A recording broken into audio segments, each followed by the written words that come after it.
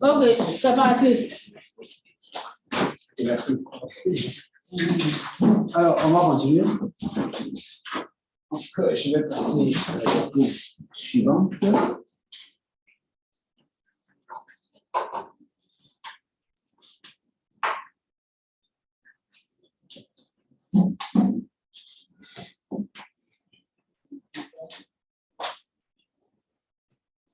Voilà. Donc, je disais que en rouge, vous avez la Terre. Ce qui encercle le cercle vert, c'est le plan équatorial. Et puis, vous avez la trace d'un satellite à défilement qui est en bleu. Alors, vous avez une inclinaison entre le plan de l'orbite du satellite et le plan équatorial. Ça qu'on appelle l'angle I, c'est l'inclinaison. Quelle est alors l'inclinaison des satellites, des orbites géostationnaires? L'angle I vaut combien?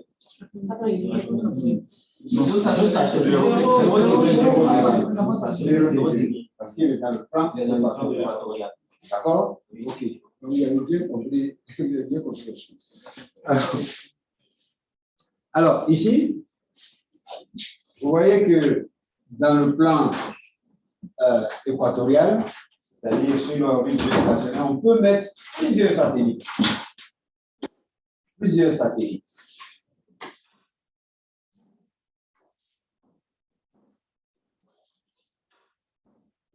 Plusieurs satellites peuvent être positionnés dans le plan équatorial. Puisqu'ils tournent tous à la même vitesse, ils ne vont jamais se toucher en rien. D'accord? Et vous avez l'orbite en bleu qui est perpendiculaire au plan équatorial, c'est l'orbite qui est polaire. Sinon, tous les autres satellites à défilement sont quasi polaires, c'est-à-dire l'angle I est autour de 90 degrés. Autour de 90 degrés. Voilà. Ça est assez souvent.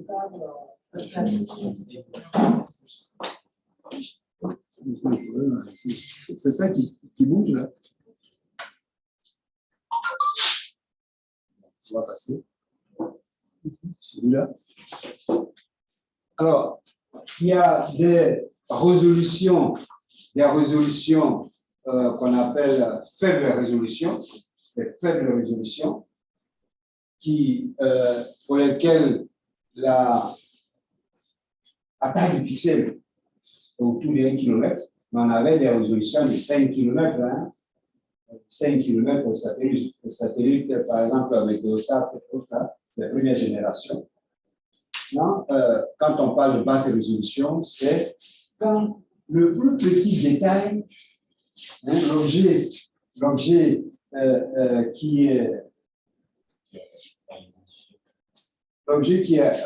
peut identifier doit avoir au moins une taille de 1 km sur 1 km. C'est-à-dire ici, l'objet a une taille inférieure à 1 km sur 1 km, il n'est pas visible. Okay? Donc, vous avez des résolutions basse résolution, moyenne résolution, haute résolution et très haute résolution. Mais ce n'est pas à côté qu'on fait le coup. Et puis, la très haute résolution. D'accord? Donc, en fonction de ce que vous visez, vous allez choisir le satellite avec la résolution qu'il vous faut. Vous voyez, si j'ai envie de regarder, d'établir la carte de l'Abidjan, je ne vais pas aller prendre un satellite à résolution 1 km. Je vais aller chercher à choisir résolution 5 mètres ou quelque chose comme ça. Parce que j'ai envie de voir les rues, j'ai envie de voir les îlots, etc., etc. Vous voyez, en France, vous voyez, si vous avez une piscine dans votre résidence, vous payez des impôts. Des impôts. Il y a des gens, des petits malins, ils ne déclarent pas qu'ils ont des piscines. Il suffit de faire voler l'avion. Voilà, mettez vos portables là, ceux qui Il suffit de faire voler l'avion, il fait des photos, et puis on a repéré tout ça parce que la piscine, c'est peut-être 10 mètres sur 4 mètres, etc. Avec la résolution de, qui est embarqué, sur le capteur qui est embarqué sur l'avion, il voit la base à l'altitude. Il fait des images, et puis bon, monsieur, voilà ce que vous avez chez vous, voilà ce que vous avez chez vous, voilà ce que vous avez. On ajuste vos impôts. Et d'ailleurs, on peut vous faire payer autre chose, parce que vous avez fait des fausses déclarations d'impôts. D'accord? Donc, avec les satellites, il faut faire gaffe. On peut se cacher. On peut se cacher, et beaucoup de choses sont visibles depuis l'espace. Notamment avec les satellites militaires, on voit beaucoup de choses. Alors, il y a une chose aussi qui est importante, c'est que sur les satellites, il y a plusieurs bandes spectrales. Ils embarquent plusieurs bandes spectrales. Notamment, il y a ce qu'on appelle le multispectral, c'est-à-dire que sur le satellite, il va y avoir plusieurs bandes spectrales. On va avoir quelques exemples ici. Il y a le super spectral et puis la hyper spectrale, c'est-à-dire là où il y a une centaine de bandes spectrales. On va voir quelques. Si vous prenez le satellite Landsat, c'est satellite d'observation de la Terre. C'est la même chose que SPOT en français. Satellite pour l'observation de la Terre. La génération 7 ETM+, avec sur ces satellites-là, il a été lancé en avril 1999. La résolution spatiale, 30 mètres,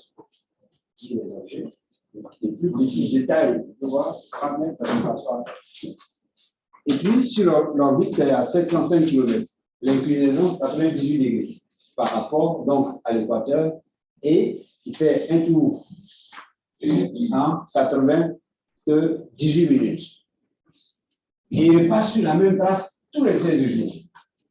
Tous les 16 jours, donc après avoir parcouru 233. C'est-à-dire, quand je dis il passe sur la même trace, dans les mêmes conditions d'observation.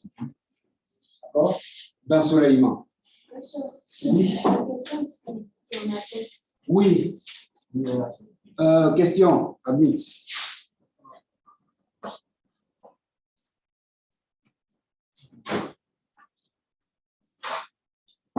C'est bon? J'espère que.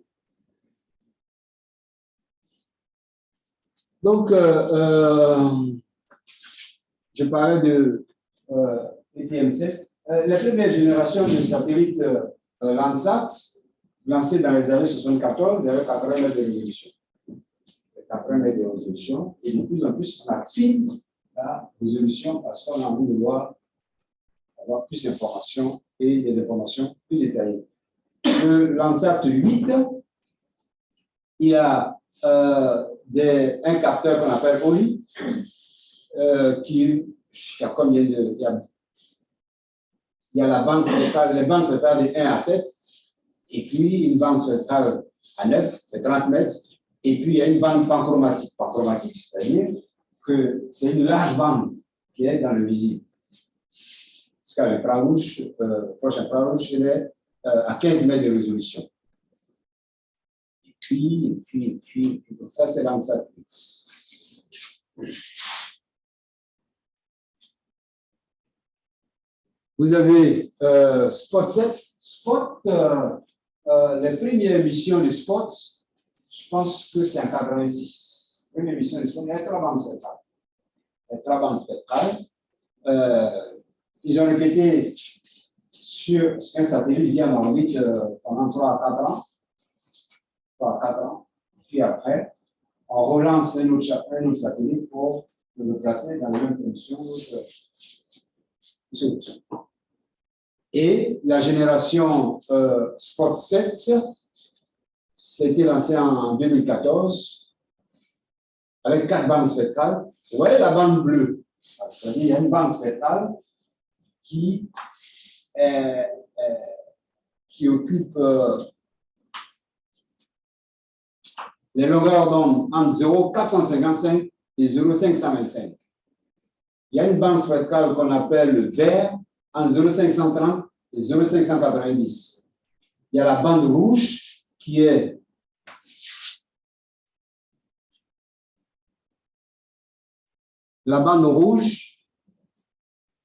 entre 0,625 et 0,695 et le proche infrarouge en 0,760 nanomètres et 0,890 nanomètres. Cette bande, il y a une bande panchromatique qui a une résolution de 1,5 mètre et puis la bande multispectrale, avec les 4 bandes là, c'est 6 mètres de résolution et une image à 60 km sur 60 km. Initialement, il y avait 3 bandes, spot 1, spot 2, spot 3, avec 3 bandes spectrales.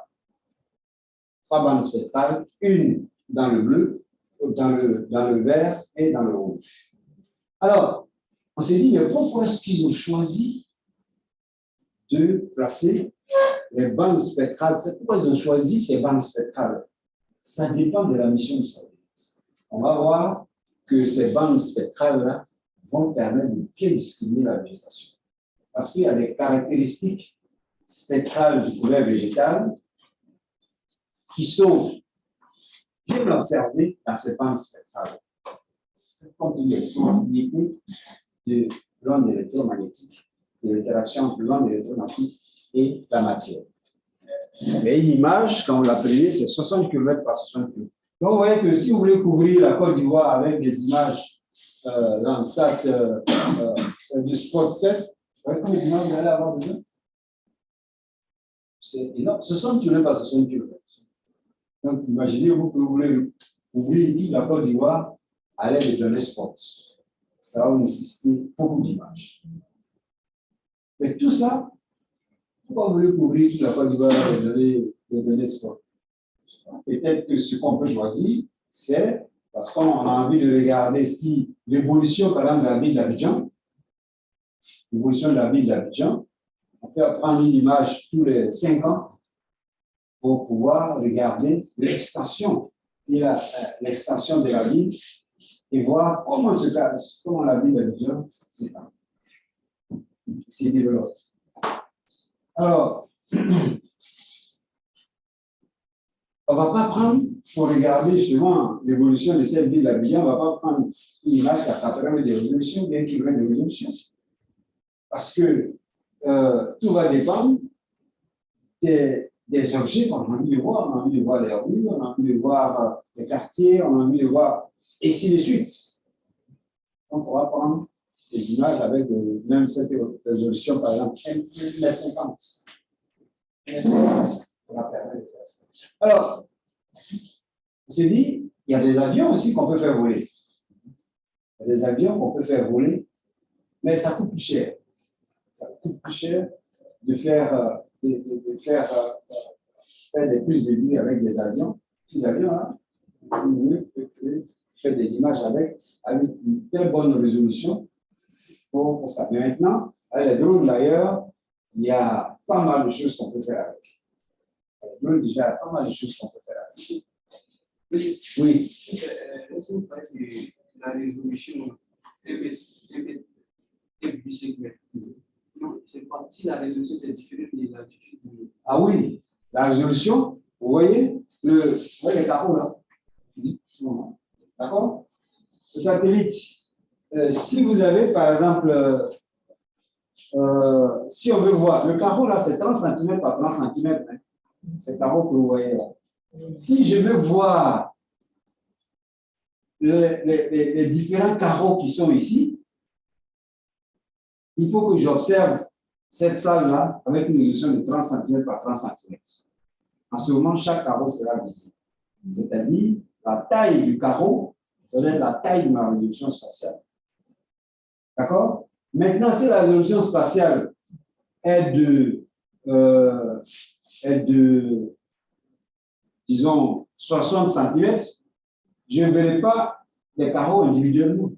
Je verrai un carreau plusieurs. Non, je voulais le paquet de 4 carreaux qui va constituer un seul pixel.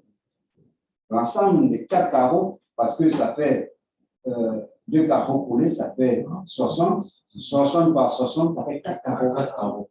D'accord, c'est ça? Donc, un pixel va contenir 4 carreaux. 4 carreaux. Donc, si vous avez 4 carreaux avec des couleurs, c'est-à-dire carreau noir, carreau bleu, carreau vert et carreau rouge, l'information que je vais avoir, ça sera une combinaison de tous ces carreaux. Je ne verrai pas la différence particulière dans chaque carreau. Vous voyez? Mais si je prends une résolution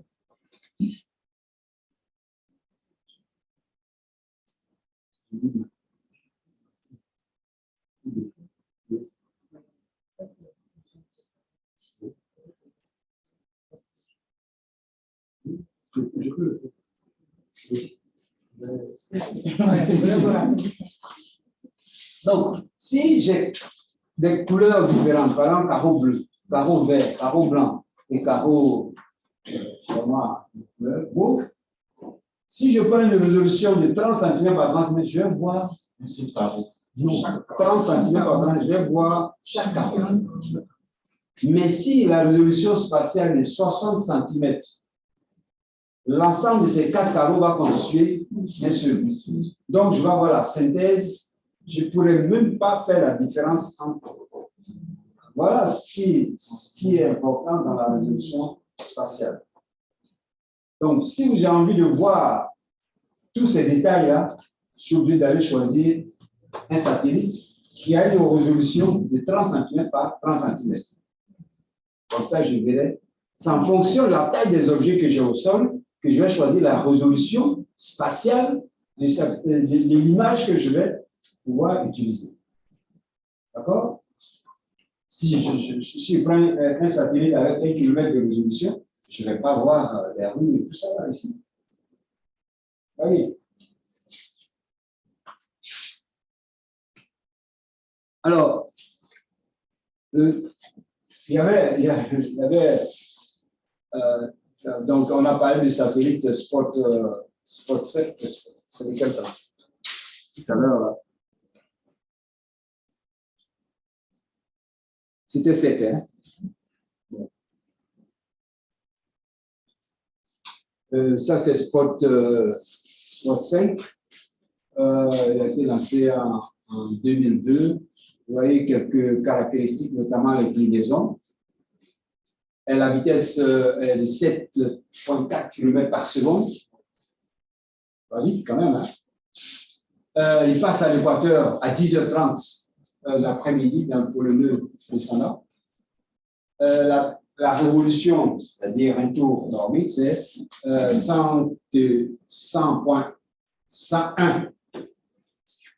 minutes, 101,1 minutes. Ensuite, l'image, c'est à peu près 60 km par 60 km et on a dit c'est 80 km. La précision horizontale, c'est moins de 50 mètres et puis la digitalisation, c'est-à-dire chaque pixel est codé sur 8 bits. Donc, vous allez avoir des images 0 et 255. Bon, la bande panchromatique sur ce satellite-là, c'est 2 mètres et demi par 2 mètres et demi. Au nadir, c'est-à-dire quand on fait une vue verticale, c'est 5 mètres. Les bandes qui sont là-dessus, les voilà. Vous voyez que la bande panchromatique, ça va de 480 nanomètres à 710 nanomètres. C'est une bande large. Et puis, sur ce satellite-là, il y a la bande verte, la bande rouge, et puis l'infrarouge, et puis l'infrarouge proche qui est dans cette bande. Alors, on va regarder quelques contraintes. Le système satellitaire.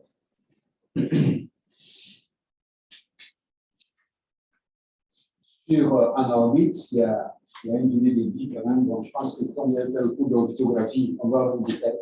Il y a un cours d'orbitographie. Bon, faire le cours d'orbitographie, on va Ça va. C'est bien fait. Donc, vous connaissez tout ça. Je vais venir parler de peut-être la résolution. Ici, image numérique. Voilà, une image numérique. Donc, les capteurs de télévision mesurent la réflexion, l'émission ou la rétrodiffusion.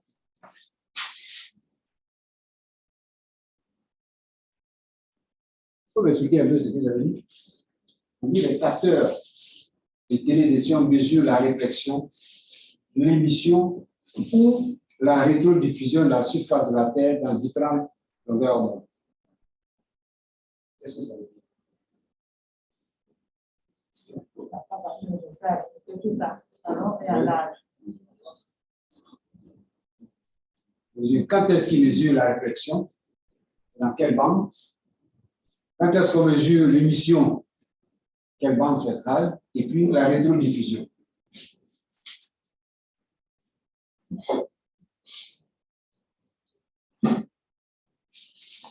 Quoi?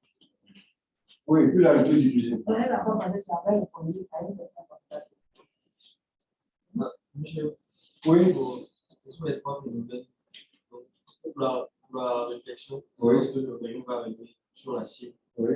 il va être reflété. Alors, Kofi, attendez, il y a un qui a la parole en présentiel. On vous passe la parole tout à l'heure. Il va être reflété vers le capteur. Le fichier, Oui, oui. le fichier du capteur. Dans ce cas-là, on peut dire que l'image va arriver dans Ça va aller un petit peu, ça va aller. dans les principales longueurs d'onde. Bande solaire. Dans les Hein? sur les Bande solaire. C'est-à-dire que là, on travaille en télédétection en mode passif bien actif. en mode passif. En mode passif. On est en mode passif. D'accord? OK. Maintenant, Dans l'émission, l'émission, on peut être dans le mode passif. Donc, Oui. on a dit que la chaleur va être contenue dans. l'énergie, L'énergie va être contenue dans les objets et que les objets allaient émettre. c'est-à-dire L'émission propre. que c'est l'émission propre des corps. L'émission propre, c'est dans quelle bande spectrale? Thermique. Voilà. Une infrarouge thermique. Et la rétrodiffusion. La rétrodiffusion, je pense que dans le cadre des capteurs actifs. Ouais. C'est des petits trucs comme ça, il faut connaître. Hein. Ça, c'est clair, c'est fondamental. Quand est-ce qu'on parle de réflexion, on parle d'émission. Quand est-ce qu'on parle de rétrodiffusion? Alors, vous voyez, ici, vous avez des objets à la surface de la Terre. Tout à fait à gauche. À gauche. Voilà, vous avez un satellite qui est placé en orbite. Donc, ici, ce qui est en bleu, là, c'est de l'énergie qui est renvoyée vers le capteur. Ensuite, lors du passage du satellite sur une station de réception, il va cracher ces données-là. Peut-être on a. Là, tu voulais parler. Oui, Madame Kofi. Madame Kofi? Oui, madame. En fait, je voulais répondre à la question, mais comme il a déjà dit, du coup. C'est la même réponse? Ouais, en quelque sorte. Si vous voulez compléter, Vous pouvez compléter s'il y a. Non, mais monsieur a déjà tout dit. Et puis, ce n'est pas vraiment ce que je voulais dire. Donc, du coup, ça va. Ok, merci. regardez donc lorsqu'il passe sur une station de réception, il va renvoyer, le satellite va renvoyer les données vers la station. Alors, vous voyez là, vous avez trois matrices. Il y a un tableau, les trois tableaux en fait sont superposés un derrière l'autre. Donc, comme les données ici, je suppose que c'est codé sur 8 bits. Alors, vous avez ici, il y a combien de pixels? 16 pixels. Hein. Donc, c'est 4 sur 4. C'est bien ça? Donc, d'ailleurs, sur celui-là, je ne sais pas si on vous a parlé de ça. C'est le fond qui vient. Le fond n'a pas encore été. D'accord. OK. C'est celle-là. Voilà. Donc là, je vous ai parlé de 3 bandes spectrales, par exemple, sur Spot. La bande bleue, la bande rouge, la bande verte. Donc, alors, comment fait-on pour avoir ces bandes spectrales-là sur le satellite? Oui. Par exemple, si je prends, je reviens ici, le green, en bas, hein, 590 nanomètres. Le rouge, 680 nanomètres. L'infrarouge thermique, le proche infrarouge, ni infrarouge, 780, 880. Comment fait-on pour pouvoir concevoir des bandes spectrales comme ça? On utilise des filtres. Sur les filtres. C'est-à-dire, toute l'énergie arrive sur les capteurs, sur les détecteurs. Mais on va mettre différents filtres. Par exemple, dans la bande, dans le green, là, dans le vert, toute l'énergie arrive, mais on va retenir que l'énergie qui est comprise dans la bande spectrale 500 à 590 nanomètres. Donc, ici, on va avoir 3 images de la même scène, c'est-à-dire de la même zone, 3 images de la même zone, mais la résolution avec des résolutions spectrales différentes. La résolution spatiale est la même, mais la résolution spectrale différente. Parce que les objets vont réagir différemment en fonction de la longueur d'onde. OK. Donc, ici, quand on arrive à faire ces acquisitions-là, par exemple, la première image que vous voyez là, avec les valeurs qui sont affichées là, c'est peut-être dans le green, dans le vert. Le deuxième canal là, c'est dans le rouge, et puis le troisième, c'est le prochain infrarouge. Donc, mais c'est la même scène. Donc, ici, par exemple, vous voyez ceci là. Voici un plan d'eau qui est au milieu, hein. Un plan d'eau qui est au milieu là. Et puis, vous avez cette image là qui est prise dans différentes bandes spectrales. Et ici, d'ailleurs, il y a ça. Il y a le cours d'eau qui est là. Et puis ici, vous avez d'autres objets, etc., etc. Alors, une image, c'est une matrice. C'est une matrice avec un certain nombre de lignes, un certain nombre de colonnes. Alors, vous voyez, quand je prends celui-là, ce pixel-là, c'est un pixel pur. C'est-à-dire, c'est cet objet-là qui est codé à 121, c'est un objet qui est homogène. Il est homogène. Alors, quand vous prenez celui-là, vous voyez que ce pixel-là, qui est codé à 38, c'est un mélange de cours d'eau et de, je ne sais pas si c'est la végétation, une végétation. Mais si je prends ici, par exemple, si je considère que le blanc, c'est un sol nu, vous voyez, une partie de cours d'eau et une partie de sol nu. Et la réponse est 110. Pourquoi je vais attribuer ce pixel? Vous voyez? Donc, si la résolution est plus fine, bon, on va peut-être arriver à ça. Donc, une image numérique est composée des points d'intensité lumineuse qui expriment l'information. Chaque point est décrit par 2 coordonnées, c'est-à-dire notamment sa coordonnée, son numéro de ligne, son numéro de colonne, et puis la valeur du pixel. La valeur des pixels qui sont là. D'accord? Si vous voulez n'importe quelle image numérique de télévision, c'est des trucs comme ça que vous avez. Hein? Vous n'avez pas des images couleurs. Les données, et c'est pour ça que vous savez qu'un ordinateur, il ne manipule que des données numériques. Données numériques. Donc, après ça, on va faire des bidouillages pour pouvoir mettre des couleurs. Sinon, initialement.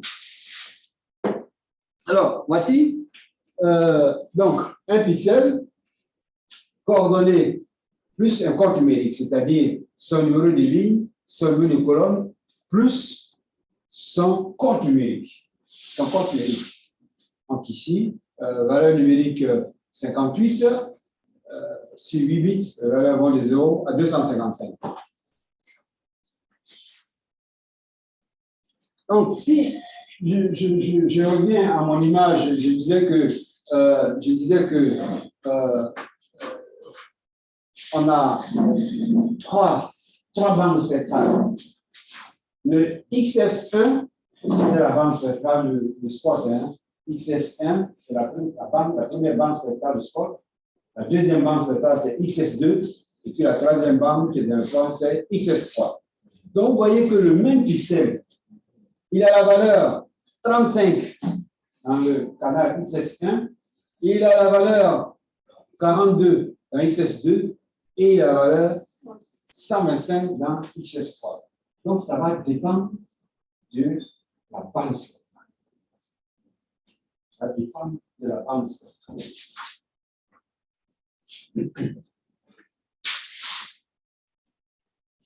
Bon, regardons. Regardons ici, par exemple. Moi, je pense que je vais aller à ce niveau.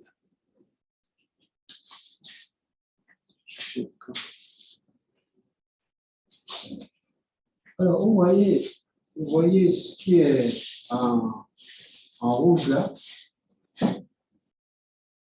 Il y a deux objets dans mon image. Il y a ceci qui est en bleu et puis ce qui est en rouge. Vous voyez, c'est deux objets et c'est une zone de 30 mètres par 30 mètres. Si j'observe ça avec un satellite qui a une résolution de 1 mètre par ici, voilà, ici j'observe ça avec un satellite qui a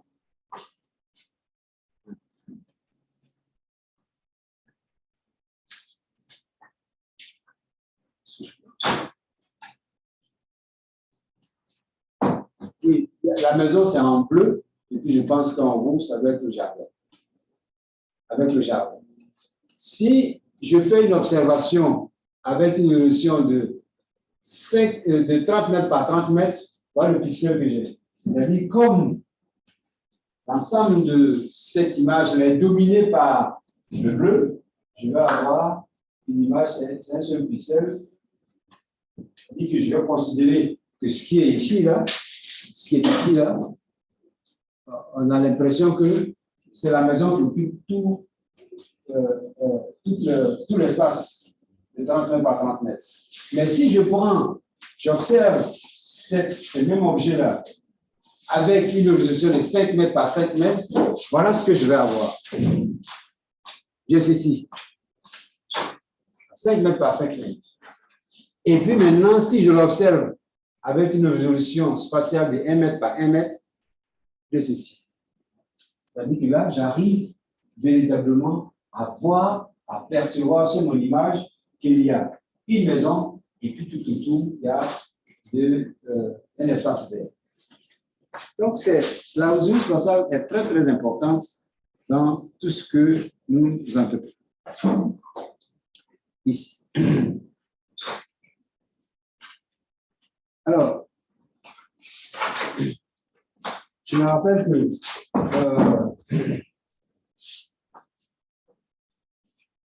spot 1, spot 2, spot 3, spot 1, spot 2, spot 3, les bandes spectrales qui ont été embarquées sur ce satellite-là ont été les mêmes sur ces 3 générations de satellites. C'est-à-dire spot 1 a comporté les mêmes bandes spectrales que spot 2 et spot 3. Quand il fallait passer à... Alors, vous voyez, ce qui va gêner c'est les Français hein, qui ont conçu Spot avec les Suédois, c'est que c'est bien pour Spot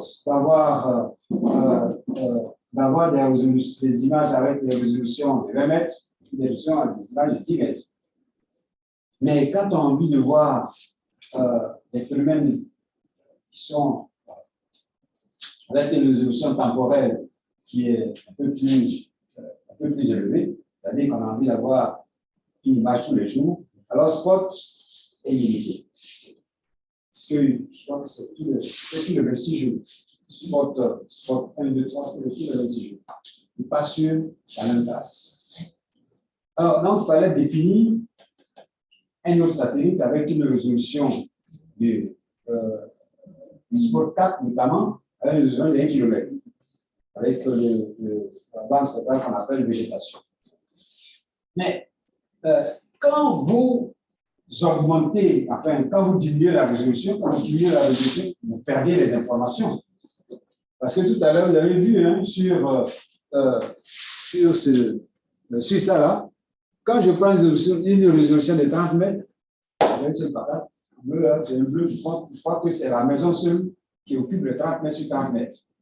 Quand je prends une résolution de 5 mètres, je vois qu'il y a deux objets.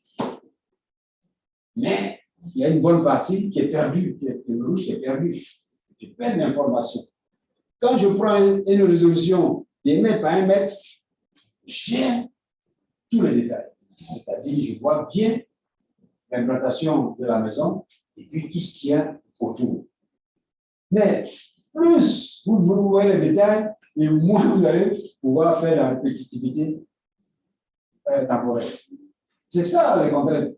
Si vous voulez voir les détails, vous allez passer tous les 26 jours et tous les 18 jours. Si vous ne voulez pas voir les détails, vous pouvez passer tous les jours. C'est-à-dire, Noah avec son AVHR, il a 1 km, mais c'est tous les jours. Mais il a 1 km de résolution. Maintenant, Spot avec ou bien Landsat, il va passer tous les 18 jours, et vous avez une image avec la haute résolution.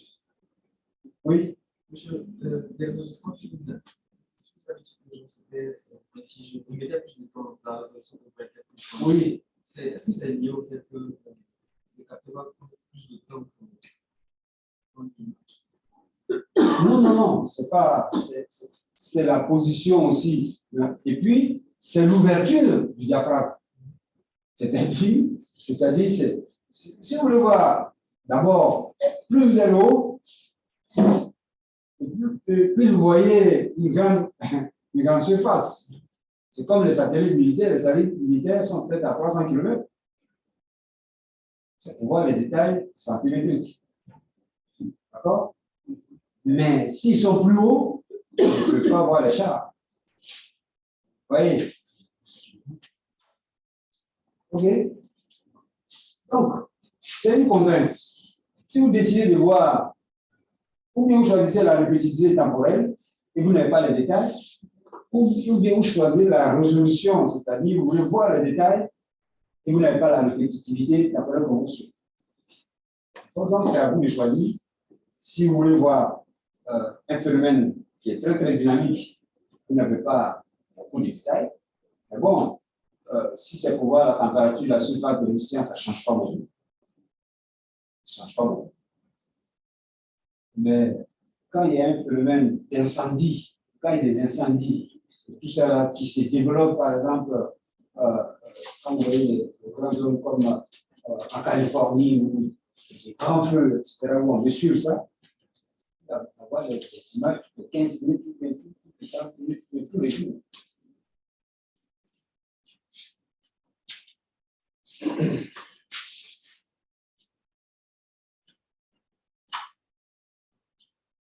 Donc, ce sont des notions très, très importantes. Alors, je disais que Spot 1, Spot 2, Spot 3 avaient embarqué les mêmes bandes spectrales là sur Spot 4, il a fait 4 ans au lieu de 3 ans, ou plus ou moins 5 ans même près. Alors, ils étaient un peu lésés parce qu'ils se disent, nous, on ne peut pas faire on a un problème avec la répétitivité temporelle. Parce que les Américains, ils avaient Noah, avec AVHR, ils ont trouvé des résolutions. Donc, tous les gens qui veulent avoir des données comme ça, ils vont prendre du Noah, ils vont prendre des images AVHR.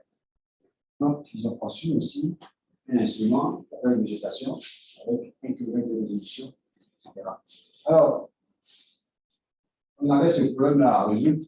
Moi, on le faisait matin, c'est-à-dire, est-ce que la résolution 1 km, avant de pour faire le lancement des Sport 4, est-ce que la résolution des 1 km va permettre de faire les différencier, par exemple, l'hétérogénéité qu'on observe au niveau de la surface.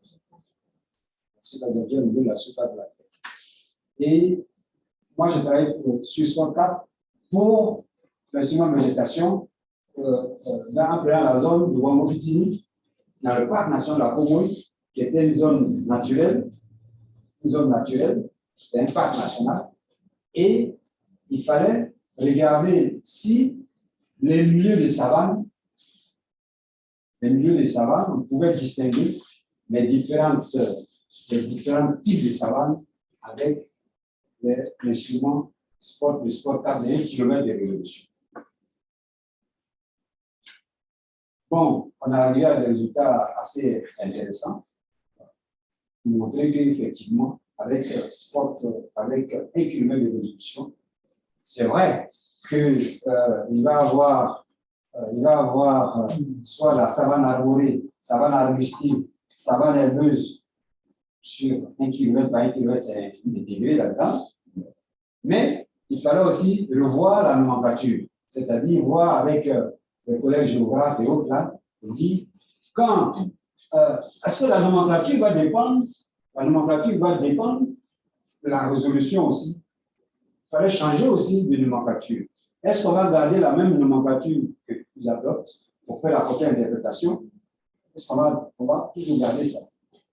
En sachant qu'à 1 km de résolution, on va intégrer aussi bien la savane herbeuse, la savane arbustive, comment on va appeler ça? Donc, il fallait redéfinir une autre nomenclature. Bon, je pense que je vais passer à l'autre chapitre là. On va. Je vais arrêter le. Attendez. Ah oui, d'accord. L'enregistrement.